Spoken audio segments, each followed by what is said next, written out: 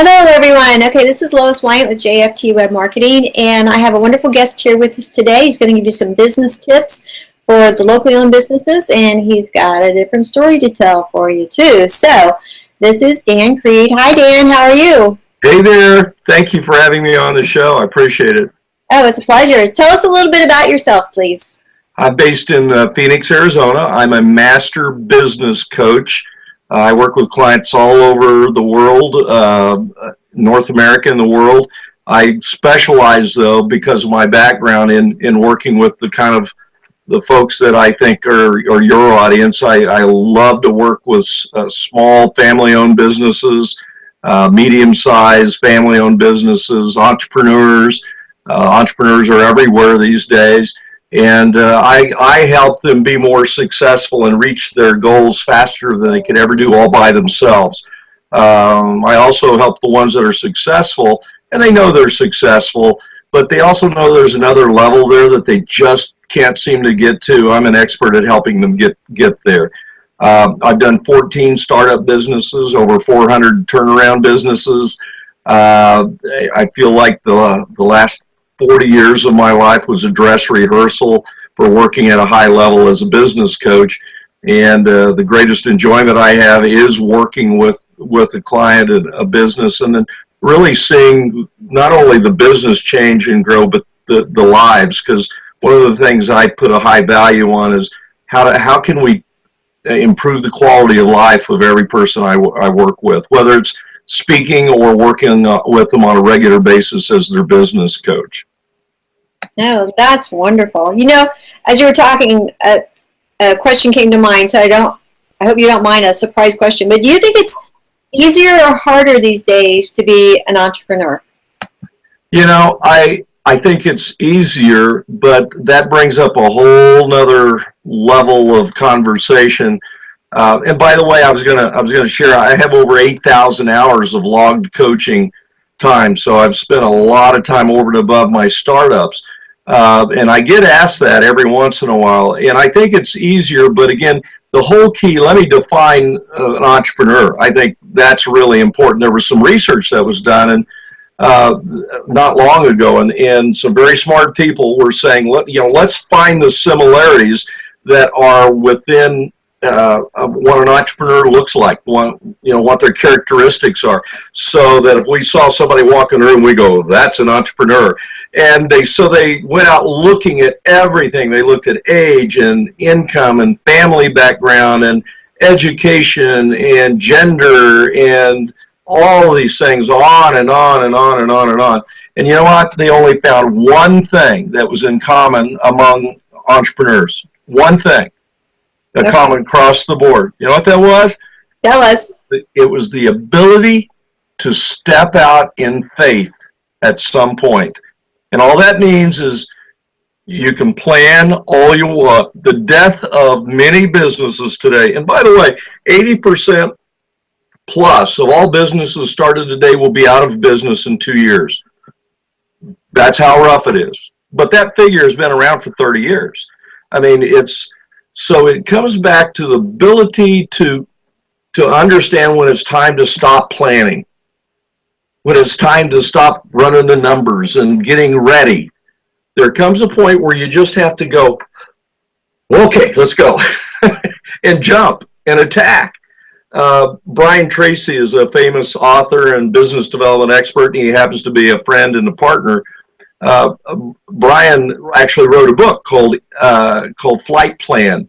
And that's what it's all about, that, when you're flying an airplane as a pilot, let's say you're leaving Phoenix, Arizona, you're flying to New York City. If you left Phoenix at noon and you're planning to get into New York City at 7 p.m., you have to file a flight plan, you have to get in the plane, you have to take off, and then what most people don't know is 80 to 90% of a flight is off course during a flight. And the reason a pilot is there is to make small adjustments in the flight so that you can then land at 7 o'clock in New York City.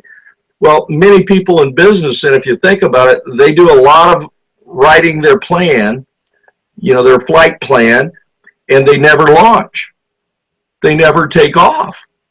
And there's always some excuse, and there's always something going on that they just never, I got more planning to do. I need a little more money. I need to something like that. When the fact is, there comes a point as an entrepreneur, if you're willing to do that, to answer your question, if you're willing to at some point and go, I don't know if you're an Indiana Jones fan, but a lot of people remember the Indiana Jones movies. And in one of them, he's chasing, and I think it's the Holy Grail, and he's chasing to find it, and he's in the cave, and he comes up on this ledge, and he looks down, and it's just never-ending ledge, and everybody goes, well, there's nothing here, let's go. And he has a map, and he goes, look, there's supposed to be a bridge here. And so he closes his eyes, and he takes a deep breath and steps out, and sure enough, there's a glass bridge there. He steps back and throws dirt, and you see the bridge. At some point, you have to step out in faith. And that's the number one thing. And a lot of people, I don't know whether you're going to ask me for some thoughts on this, but a lot of people have little fears. When I work with a client now, one of the first questions I ask is we start planning to improve their business or grow their business significantly. One of my first questions is, look me in the eye and let's identify what fear you might have that will keep you or has kept you from taking the next step. Is it a fear of, I don't know how to sell anything?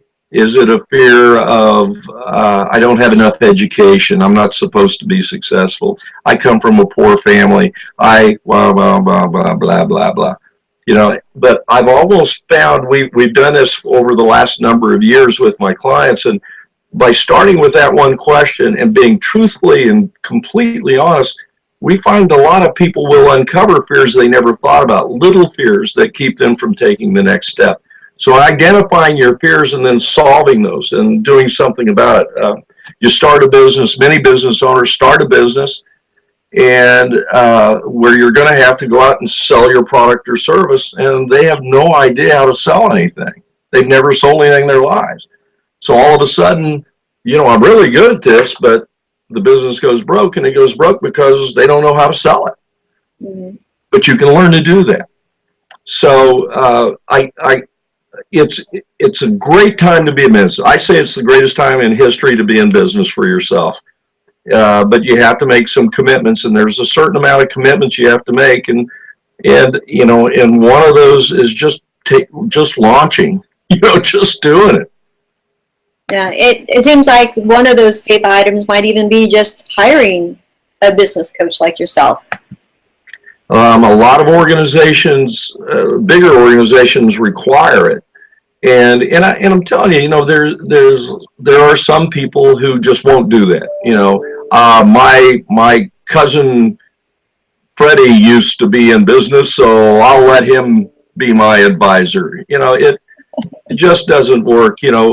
Just like anything, I recently had some health issues, had a triple bypass heart surgery, but before the surgery, I had a dream. I dream in business every so, but I had this dream that I was laying on the surgical table waiting for the surgery to happen, and a nurse's face came up over the top of me and said, before we knock you out here, would you like to see the doctor?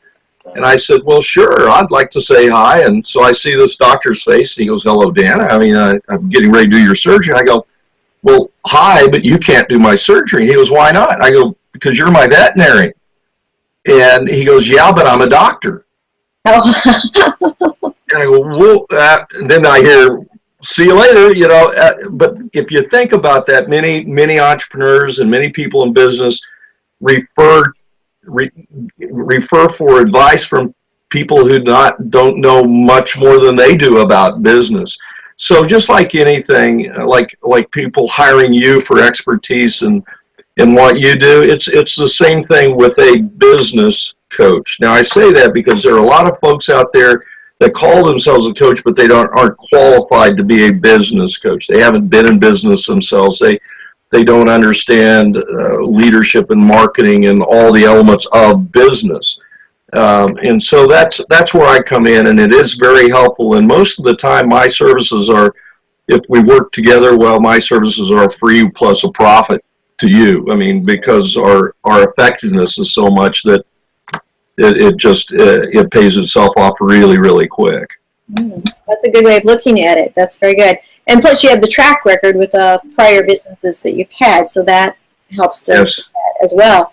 So, you have any tips for us to share with our viewers as far as keep in mind they're mostly locally owned businesses? Do you have any tips for them? Yes, absolutely. So let me share you some knowledge that I acquired from some of the old masters. I for one didn't get to finish college. My father died. I was raised on a farm in Kansas, and my father died, and I had to go to work.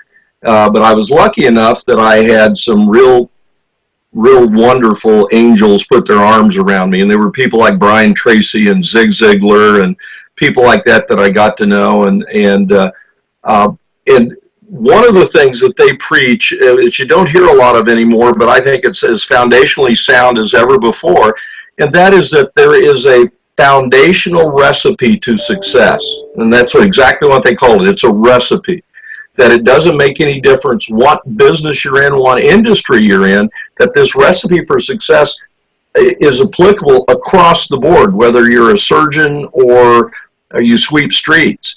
The same foundational recipe is true for all of them. There are foundational issues, things like clarity in your business, prioritization management, goal setting. Those are all things that I believe that, and that's one of the reasons my clients have been so successful, is that's where we first start. To coin a phrase, we can't do anything fancy until we get the foundations taken care of. And the problem is, so many people are getting the book of the week and the fad of the week, and they're trying to do something fancy, the end all be all, do this magical thing and everything's going to change, and it doesn't work that way. It's like exercise or anything else. You have to strengthen your core. You have to build out from that. And so it's the same in business. So I believe in the foundational elements. So just real quick, I'll share with you three or four of the ones that I believe that any business person must absolutely work on every day. They must be disciplined to do it. And understand, my definition of discipline is doing what you need to do when you need to do it, whether you want to or not. No matter how hard it hits you. That's it. So one of the first things, as I mentioned, is identify your fears, because almost every client I work with has some fears back there that have kept them from reaching the next level. And again, it's fears of, I have a client right now that once we start digging on this, he goes, well, I could see myself running a $500,000 company, but I couldn't see myself running a $2 million company. I just was afraid of that. And so we worked specifically on that, and a year and a half later, he's now a $4 million company. It's mindset. So the first and second thing deals with mindset. The second piece of the mindset thing is, are you thinking in a survival mode every day when you get up and go to work? Are you thinking survival, or are you thinking thriving? And it's a mindset. You don't have to be rolling in money to have a thriving mindset, but you've got to have a thriving mindset to see opportunity, to be a good entrepreneur.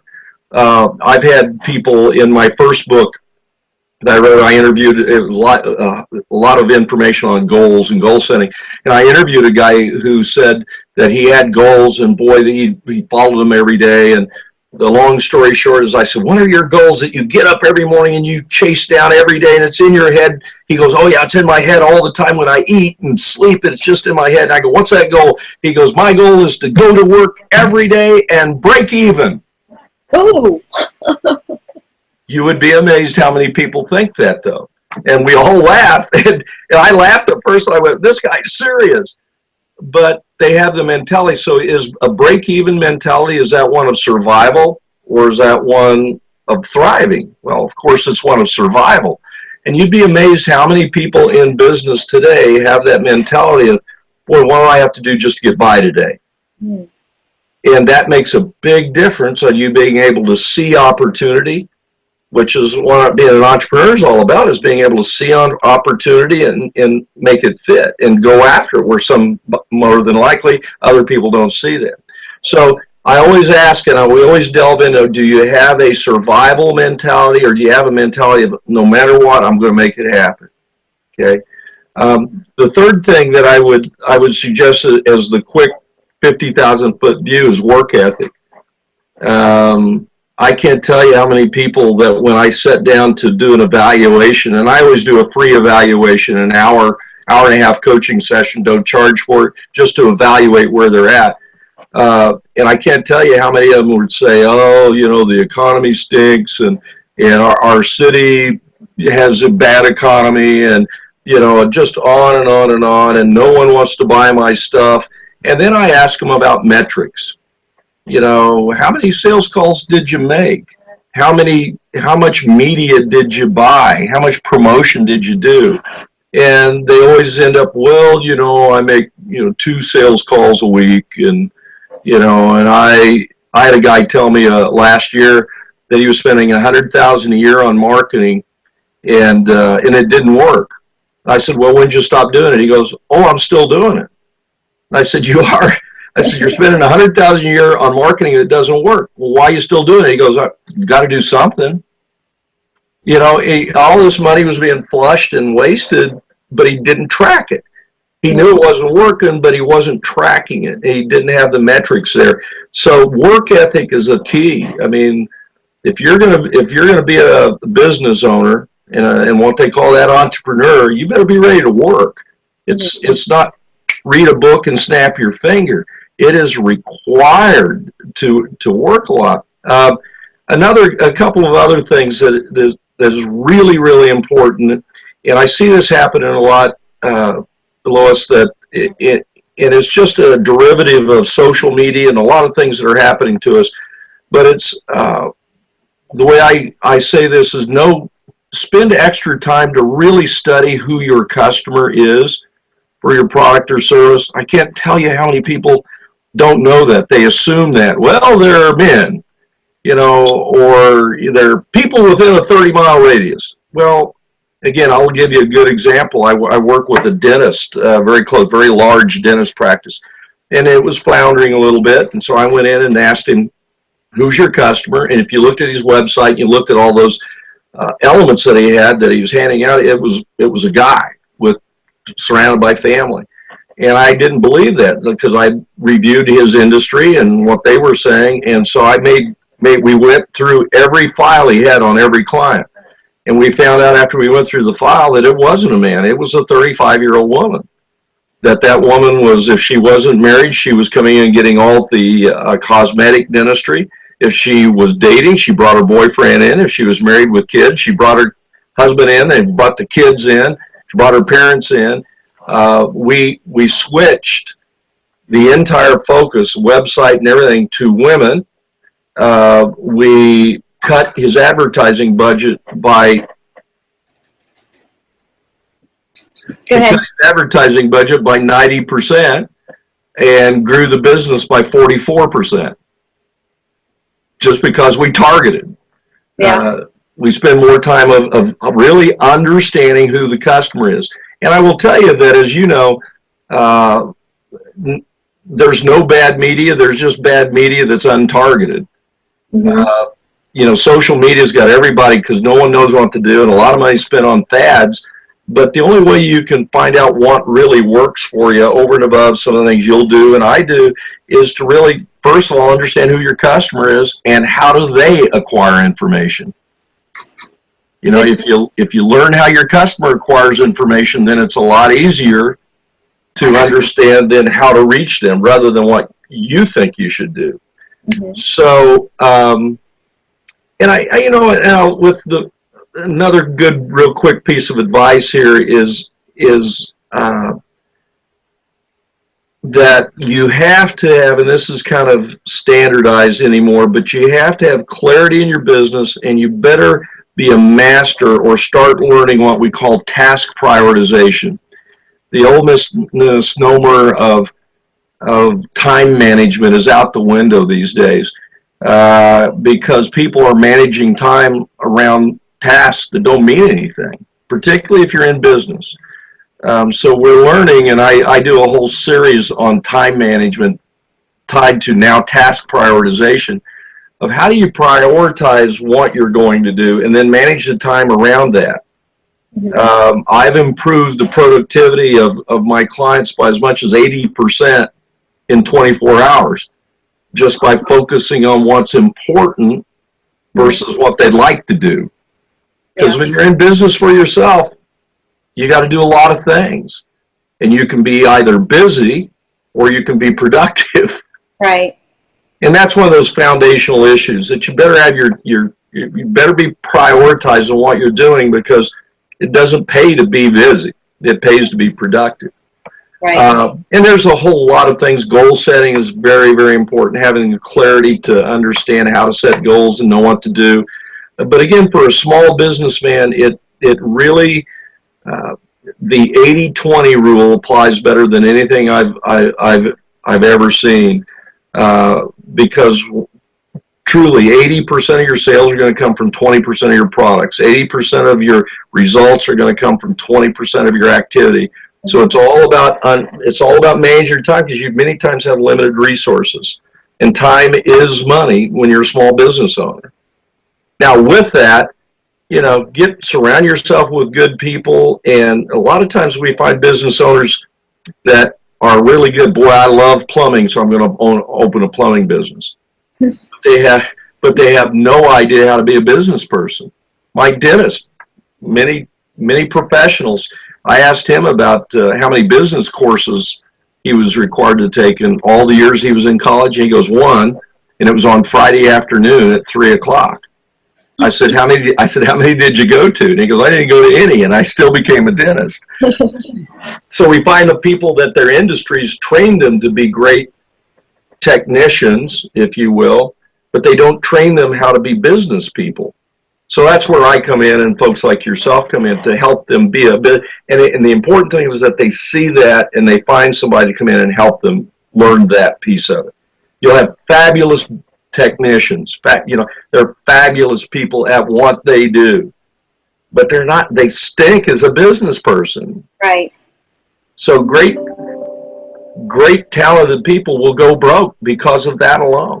Right. So they have to learn that. Don't you find that? Oh, very much so. I mean, there's just so many things, and like you said, the business owners are just wearing too many hats, and they need to learn how to reach out to people like yourself or like us and expand themselves through being wiser. Yes. So now, also, I heard that you wrote a book. Can you tell us about that? I did. Thank you. Yes, I just got it the other day, so I hadn't seen it. I had friends that ordered it.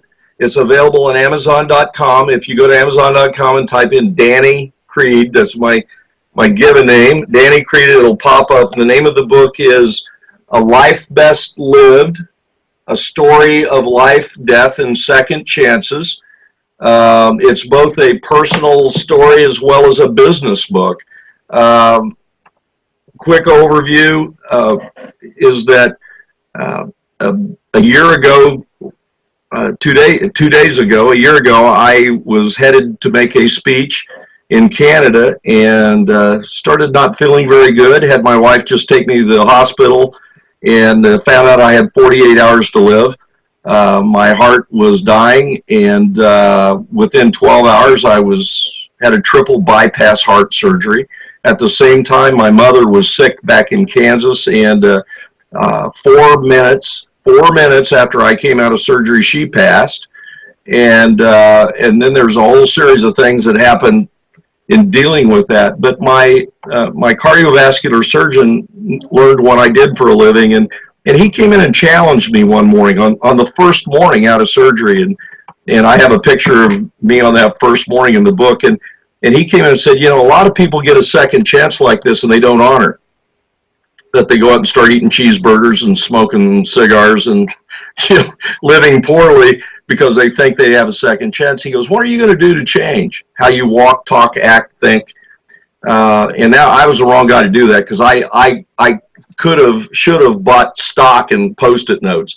I had Post-it notes everywhere in my recovery, and I started really thinking about that, and over time it evolved that 11 things, 11 commitments that I wanted to make to myself to change and take advantage of my second chance.